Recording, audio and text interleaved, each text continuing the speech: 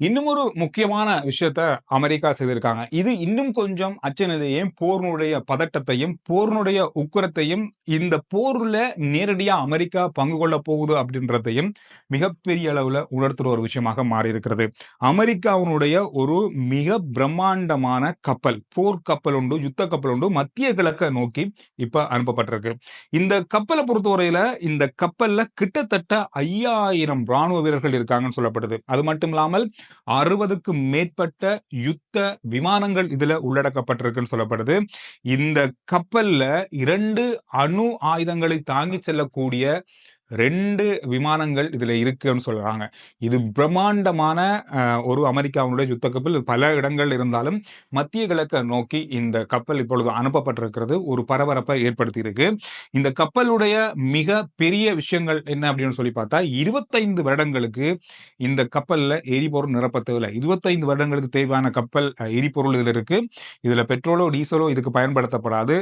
அணு உலைகளை வச்சு இந்த கப்பல் இயங்குது அப்படின்னு சொல்றாங்க. இதனால 25 வருடங்கள் தாக்கு பிடிக்கக்கூடியது.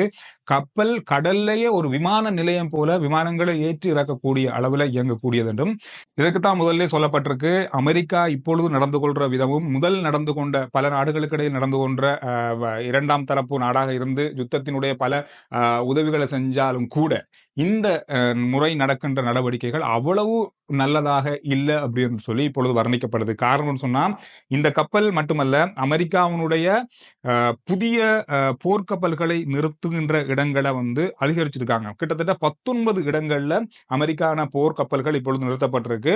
இதுல நிரந்தரமானது 8 அப்படின்னு சொல்லப்படுது. 8 ஏற்கனவே இருந்தது. இந்த யுத்தத்தின் பிறகு 19ஆக மாத்திருக்காங்க. இதுல 40,000 முதல் 50,000 ராணுவத்தினர் இந்த கப்பல்கள்லையும் இந்த போர்க்கப்பல்கள்லையும் இருக்காங்க அப்படின்னு சொல்லப்படுது. மிக மிக ஆபத்தான ஒரு விஷயமாக இப்பொழுது மத்திய கிழக்கு நாடுடைய எல்லைகள் மாறி இருப்பதாகவும், இந்த யுத்தம் காரணமாக பலதரப்பட்ட பேரழிவுகளை சந்திக்கிறதுக்கான வாய்ப்பு இருக்கும்னு சொல்லப்படுது.